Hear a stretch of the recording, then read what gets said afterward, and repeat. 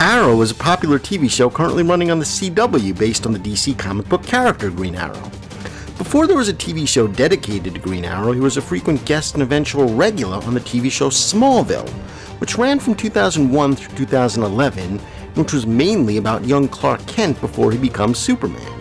And today, I'm going to go over the outline and some highlights of Green Arrow's role on Smallville. Green Arrow's first mention on Smallville was actually at the beginning of the very first episode. Lex Luthor's father Lionel is reading a Daily Planet newspaper article, and the headline reads, "Queen Industries CEO missing, presumed dead." At the time, no fans noticed it, but many seasons later, it became important to the plot that Lionel Luthor was connected to the death of Oliver Queen's father. Smallville continued for several seasons, occasionally bringing on some comic book characters like Bart Allen, aka Impulse, who appeared on Season 4's 5th episode, Run.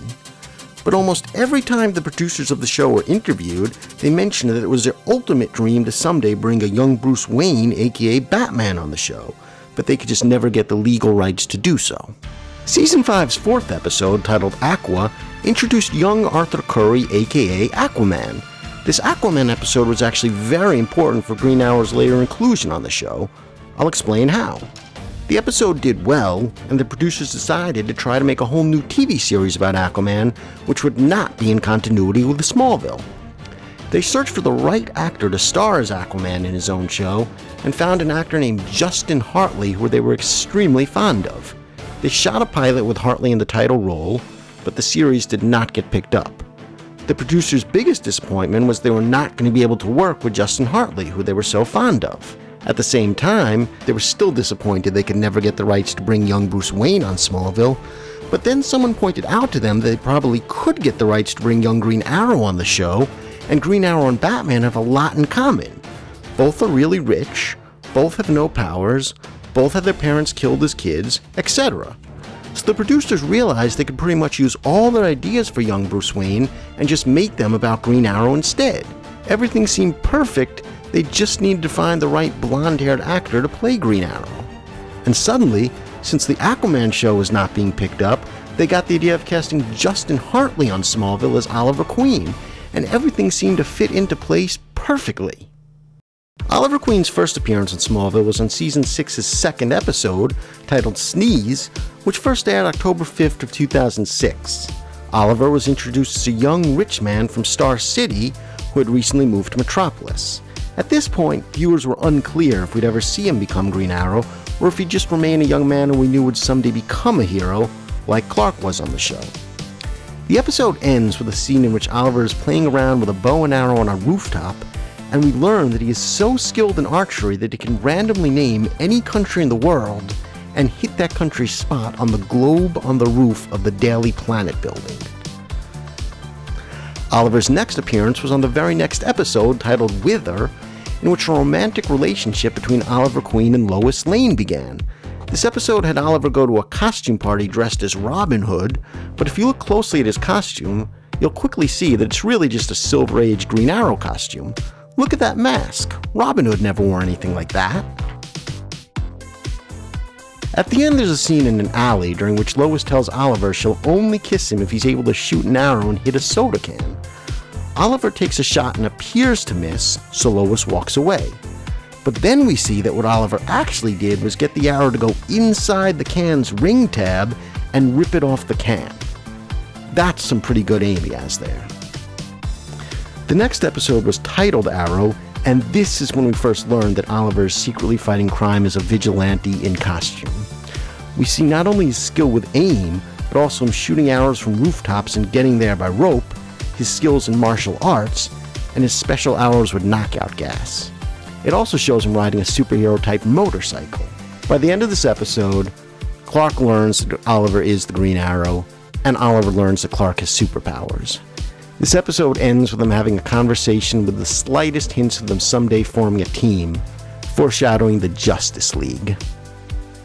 The next episode, titled Reunion, has flashbacks to when Oliver went to boarding school alongside Lex Luthor. The younger Oliver is shown bullying young Lex, but this is something the older Oliver is not proud to look back on. The next few episodes have scenes of Oliver fighting as a vigilante in costume, But things get really interesting in the season's 11th episode, titled Justice, in which we first learn that Oliver is secretly working with Bart Allen, aka Impulse, Victor Stone, aka Cyborg, and Arthur Curry, aka Aquaman.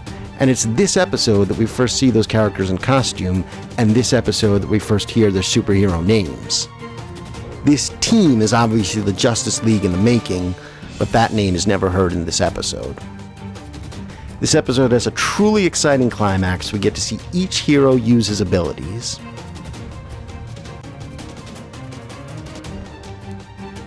However, this episode ends with Oliver leaving for Project along with Aquaman, Cyborg, and Impulse. Clark says he would like to someday join the team, but can't just yet. Oliver is never seen again for the rest of Season 6.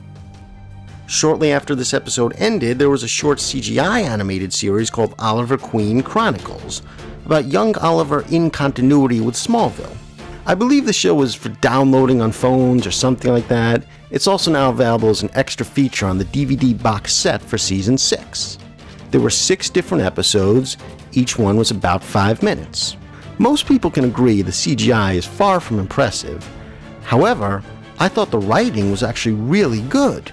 It gave great new depth to Oliver's character, everything held together and made sense. It even went back and tied into that story, that newspaper article we saw Lex Luthor's father reading in the first episode. It shows us that Oliver was always interested in archery, even as a little kid when he wasn't very good at it. It shows us Oliver when he's a bit older, just graduating along with Lex Luthor from boarding school, and then going on a private cruise.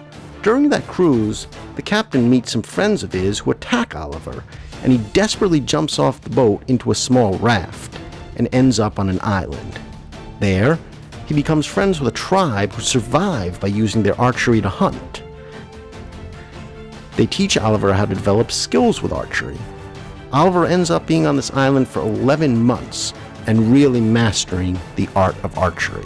And when he finally comes back to society, he combines the skills he was taught in archery with the technical gadgets that he has the money for, and ultimately becomes the Green Arrow. Anyway, back to Smallville. In all of Season 7, Oliver appeared only once in the 11th episode titled SIREN. This episode introduced us to popular comic book character Black Canary. It begins with Green Arrow and Black Canary fighting, but of course by the end they make friends. And by the very end, it's strongly implied that Black Canary will go on to join Oliver's team, along with Aquaman, Cyborg, and Impulse, even though this team still doesn't have a name. Actually, in Season 7's 15th episode, titled VERITAS, we technically did see Oliver once more that season. There were some flashbacks showing a young Oliver Queen, but the story of these flashbacks were more focused on Oliver's parents and their relationship with Lex Luthor's father. Then when Season 7 ended, the show's main 2 producers, who were named Al Goff and Miles Millar, left the show, and new producers were hired. These new producers decided to make Oliver Queen in every episode regular and have him included on the show's opening credits. Season 8's premiere episode, titled Odyssey, shows us Oliver Queen working with 2 members of his team, Aquaman and Black Canary. It mentions that Cyborg and Impulse are still part of the team, but just away on a separate mission at the moment. At the end of the episode, Black Canary and Aquaman decide they should go their separate ways for a short amount of time, but Oliver Queen is still going to be hanging around at his Metropolis apartment. Season 8's 3rd episode, titled Toxic, shows us flashbacks of Oliver Queen's origin, when he was on the island and how he first learned archery. Only it's a completely different story than what we saw in the CGI animated series. And I personally thought this was not nearly as good. It shows us Oliver building a bow and arrow himself, playing around with it for a few minutes, and suddenly becoming an absolute expert. It also adds to the story that an eventual regular character named Tess Mercer, who would later turn out to be Lex Luthor's half-sister, just happened to be there on the island at the same time as Oliver, and had to nurse him back to health after he got sick from a plant. At this point, I felt that making Green Arrow regular in Smallville was not a good idea. Although he was a good character played by a good actor, he really had no place in the story of how Clark becomes Superman, which is what the show is really supposed to be about. I felt like the writers were just using Green Arrow and some other characters as excuses to drag the show on for more seasons than it should have run. Season 9's 6th episode, titled Crossfire, introduces us to Mia Dearden, who in the comic books becomes Green Arrow's sidekick named Speedy. The basic story here is that Oliver finds Mia when she's a prostitute, and also takes place in the legal fighting for money. Oliver decides to try and mentor her. She was intended to be a frequent reoccurring character, but didn't last very long. After a few episodes, her character and story just seemed to fade away, and fans quickly forgot about her. I don't know the writer's reason for dropping her. I personally thought she was a great character. In Season 9's 10th episode, titled Disciple, we meet an arch-enemy of Green Arrow's named Vortigern, aka the Dark Archer, based on the comic book villain. He was described as someone who was once a mentor for Green Arrow, but went on to become his enemy. That didn't seem to fit into place with either of the two different origin stories we were already told for Green Arrow. Now I have to mention that Green Arrow is part of Season 9's epic 2-hour special, Absolute Justice, which was written by DC comic book writer Jeff Johns. The story is about some members of an old superhero team called the Justice Society of America coming out of retirement to work with and mentor these new young superheroes who had a team still in the making. I thought this episode was absolutely terrific. I'd like to someday make a whole video about this episode alone. Then in Season 10's 3rd episode, titled Supergirl, Oliver revealed that he is Green Arrow to the whole world through the media, and for many viewers, the scene was a little too similar to the ending of the Iron Man movie. Season 10 ran from 2010 through 2011, and everyone knew from the beginning this would be Smallville's final season. And the people at the CW network knew they wanted some other superhero show to fill its place. The word is that the people at CW debated whether they should have Justin Hartley star in a Green Arrow spin-off in continuity with Smallville, or just make a total Green Arrow reboot. They obviously chose the latter, and there was a full 1-year gap between when Smallville ended and when the Arrow reboot began. It was October 10th of 2012 that the Arrow reboot show's premiere first aired, and it's been successful enough to last 5 seasons, now going to the 6th, and hopefully for many more years to come. And that's the basic story. So anyway, I'd like to know, did you find my video interesting? Do you remember details of Green Arrow and Smallville that you felt I should have mentioned here? Please write it in the comments below. I really would like to read them, and I really will try to respond to as many comments as I can. And of course, if you enjoyed this video and you'd like to see more of my videos, please feel free to hit subscribe. I would love to have you. Thank you.